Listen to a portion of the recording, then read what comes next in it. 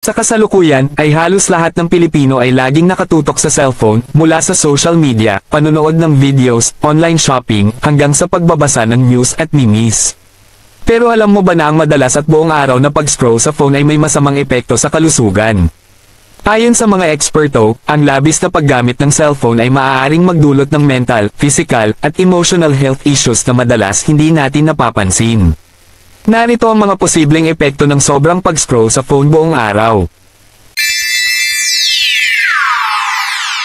Ang masasamang epekto ng labis na paggamit ng cellphone. Una ay ang eye strain o pagkapagod ng mata, o digital eye syndrome. Nangyayari ito dahil sa matagal na pagtitig sa screen ay nakakapagod sa mata, nagdudulot ng panlalabo ng paningin, pananakit, at pagkatuyo ng mata. Ang sintomas nito ay panlalabo ng paningin, pananakit ng ulo, at masakit o tuyo ang mata. Kaya ang payo ng mga eksperto ay gumamit ng 20-20-20 rule. Ang ibig sabihin ay bawat 20 minuto, tumingin sa 20 feet na layo sa loob ng 20 segundo. At i-adjust ang brightness at font size ng cellphone para hindi masyadong napapagod ang mata. Pangalawa ay ang pananakit ng leeg at likod, o neck syndrome. Nangyayari ito dahil sa pagyuko ng matagal habang nagsascroll, ay naglalagay ng stress sa leeg at gulugod na maaaring magdulot ng chronic neck at back pain. Ang sintomas nito ay ang pananakit ng leeg, balikat, at likod, lalo na pagkatapos gumamit ng cellphone ng matagal. Kaya nararapat lamang na panatilihing nasa eye level ang phone para maiwasan ang pagyuko ng sobra. At mag-stretch bawat 30 minuto upang maiwasan ang muscle strain.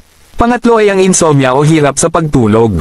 Nangyayari ito dahil ang blue light mula sa cellphone ay humahadlang sa produksyon ng melatonin, ang hormone na tumutulong sa mahimbing na pagtulog.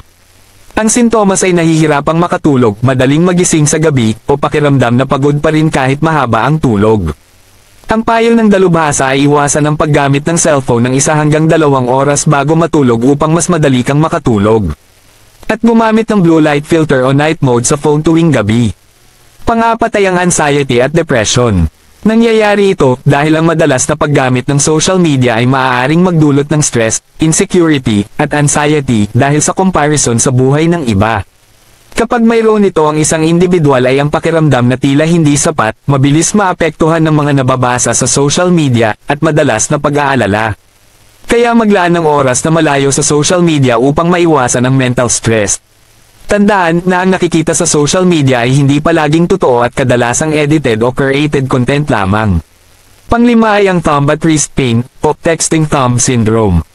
Dahil sa sobrang paggamit ng daliri sa pagtatype at pag-scroll ay maaaring magdulot ng pamamaga ng tendon sa hinlalaki.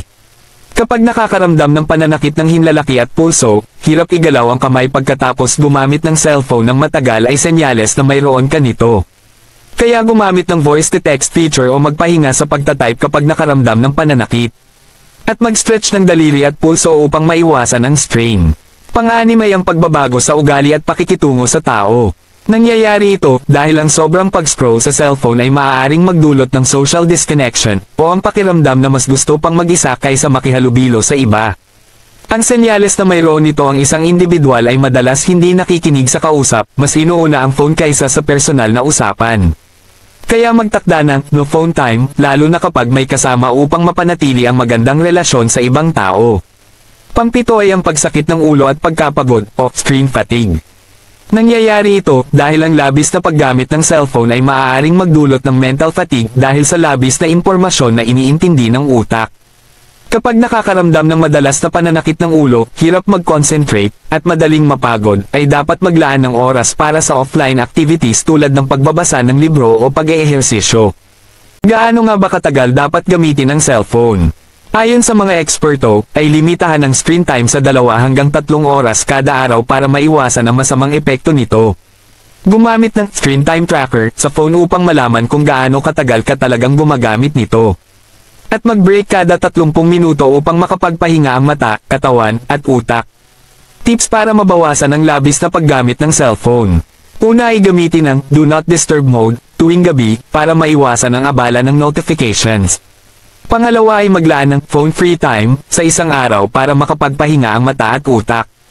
Pangatlo ay palitan ng scrolling habit ng mas productive activities tulad ng pagbabasa ng libro o pag-eensayo. At ang pang-apat ay gumamit ng blue light filter upang mabawasan ang epekto ng screen sa mata. Ayon sa Harvard Health Publishing, ang labis na paggamit ng cellphone ay may direktang epekto sa mental health, physical health, at overall well-being. Ang pagset ng screen time limit at pagbabawas ng social media exposure ay makakatulong sa mas balanseng buhay. Babala, kung madalas kang nakakaranas ng pagkapagod, pananakit ng mata, pananakit ng likod, insomnia, o stress dahil sa paggamit ng cellphone, maaaring oras na para limitahan ang screen time mo. Subukan ang digital detox kahit isang beses sa isang linggo upang mabawasan ang masamang epekto ng labis na pag-scroll. Mas mahalaga ang totoong buhay kaysa sa virtual world. Hanggang dito na lamang at maraming salamat sa suporta. Pakishare na lamang at nang makapagbigay sa iba ng kaunting impormasyon at magbigay na rin ng babala sa mga mahilig magbabad sa gadgets. God bless you all.